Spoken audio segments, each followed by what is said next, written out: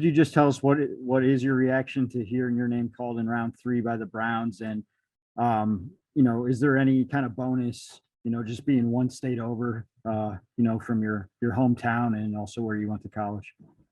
Yeah, it was definitely an amazing feeling. I definitely shed tears. It's something I've been dreaming about, my entire life, just to hear that, get that phone call and, to see my name get called on draft night. And it's definitely a blessing just to be one state over. Friends and family come watch me play. It's not too far. It's close enough, but, it's just outside of the city just for me. Yeah, I know you said at the combine, you named a few receivers you study. Amari Cooper is one of them. What are your thoughts on being able to become a teammate? It's amazing, but yeah, I've been studying Amari since he was at Bama, so to get the opportunity to see him, how he works in practice, and just to see, what he does to be, one of the top route runners in the game today is definitely an honor that I'm definitely going to, take forth and learn a lot from him. Thank you, Nate. Ashley Bastock is next.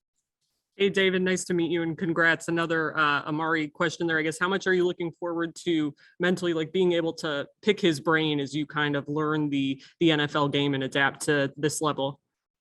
A lot. He had success in college. He had success when he was in Oakland, also in Dallas, and I imagine he's going to have success now. So just trying to see what he has done, just to try to see what he has done, just to be successful up until this point, so I can implement it into my game also.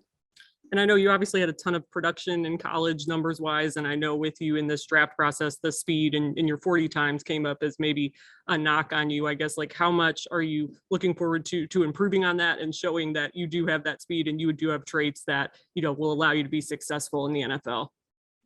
Yeah, it's definitely something I'm improving on, right now. I didn't perform how I wanted to at the combine, but since the combine, I've been working on to get faster and more explosive in my lower body so I can break away from DBs just to show that I'm a more explosive player. Thank you, Ashley. Daryl Ryder, go ahead. Yeah, David, I saw Brian Hartline, the receivers coach for Ohio State, and he played here in Cleveland. He tweeted out that, if they needed anyone needed a receiver, they ought to trade up and go get you. I'm curious, what's your reaction to something like that? A coach from a rival school, showing you that kind of love in the middle of the draft. Yeah, most definitely. It's definitely nothing but respect. He recruited me when I was at Ohio State, and we just have that mutual respect for each other. Even when I decided not to go to Ohio State, I personally called him and told him that I'll be going to a different university, and he was just glad that I, was like a man at such a young age, was being able to call him and tell him I wanted a different decision. So that was definitely, hats off to him. I appreciate him for shooting out that tweet. Yeah, it's much love. Thanks, Daryl. Let's go to Cam Justice. Hey, David, nice to meet you. Nice to meet you too. Andrew Berry said just a bit ago that he thinks that you can play inside and outside. And I was just wondering, what about your skill set do you think allows you to do both of those, and which part of your game will allow you to excel in each of those roles? I think being able to, understand defenses. In the inside, it's a lot more trying to fill out the zones and learning linebacker leverages, also with safeties. And on the outside, it's kind of similar also. So I think being able to, what I did last year with playing inside and outside is definitely going to help me in this upcoming season. Thank you, Cam. Next up, Scott Patrick. Hey, David, what was tonight like for you, waiting to hear your name called? And did you have an indication early that it might be the Browns doing that, calling your name? No, I definitely didn't have an indication early. I met with them at the draft. They said that they liked me, but I didn't hear much from them after that. But, the whole process up until I got my name called, it was very stressful, seeing guys get drafted. I was getting a little bit impatient, but, God has his plan, and he put me in the right situation. Thanks. Appreciate it, Scott. We'll go to Matt Fontana. Yeah, David, to go back to college, another person that sent a tweet out was Greg Newsome. So another Big Ten guy. Did you ever go up against him in college?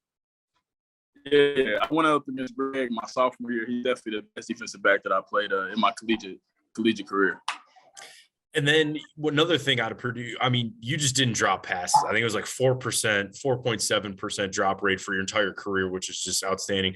Is there something special about that? Just, being able to secure the ball the way you do? Yeah, I take a lot of pride in that. Our receiver coach said we're not receivers, we're takers. So anytime the ball's in the air, we take it out of the air. So when Rondell was with me at Purdue, you know, we used to catch about 500 balls a day. You know, I still do that up until this day. So just practicing catching the ball in different ways, over the shoulder, behind, over the head, you know, just trying to find different ways to be able to catch the ball is something that makes me one of the best. Thanks, Matt. Let's take two more. We'll go to Nate Ulrich and then Marla Ridenour. Hey, David, you know, looking back at last season and senior production against, you know, Iowa and Michigan State, just what do those performances you think mean to you in this draft process in terms of showing NFL teams what you can do against some of the top competition? And how much pride do you take in kind of rising to the occasion in big games like that? Yeah, I think it, you know, definitely had a lot of consideration. Iowa is known to be one of the top defenses in the country year in and year out. And, you know, for me to do what I did against them and for us to get that big win is definitely something that not only the scouts, but the GMs and the head coaches seemed that I could be able to do in the top games.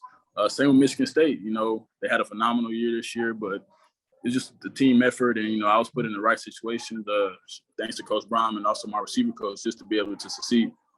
Yeah, I heard you mention at your pro day that you were working at House of Athlete. Jarvis Landry's down there a lot. I was just wondering, did you ever cross paths with Jarvis? Yeah, me and Jarvis, we trained together about 2 or 3 times. Thank you, Nate. We'll wrap with Marla Ridenour.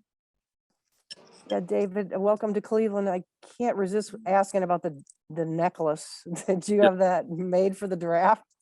Yeah, I had it made for the draft.